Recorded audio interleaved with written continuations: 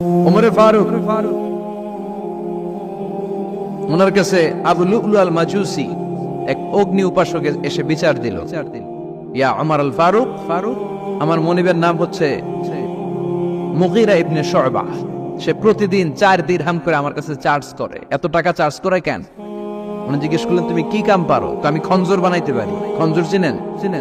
ছোট্ট ছুরি আরবরা পকেটে রাখে। ওমানের সুলতান কাবুসের ছবি দেখবেন, এখানে একটা খঞ্জর আছে। তো আমি খঞ্জর বানাইতে পারি। খঞ্জর বানাতে পারো? মদিনায় তো কেউ বানাতে পারে না, তুমি খঞ্জর বানাইতে পারো? তুমি তো অনেক টাকার মানুষ মিয়া, তোমার মনিব তো অল্প টাকায় চার্জ করছে, এটা দিতেই হবে।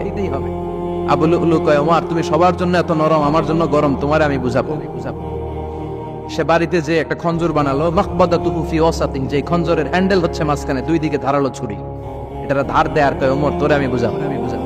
প্রতিদিন ধার দেয়।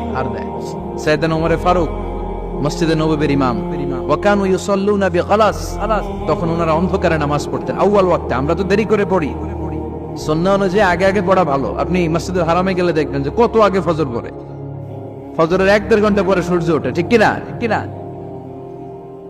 তো সে একবার ছদ্মবেশে ফজরের সময় প্রথম কাতারে যে হাজির, আসলে কিন্তু মাজুসি, সূর্যের পূজা করে।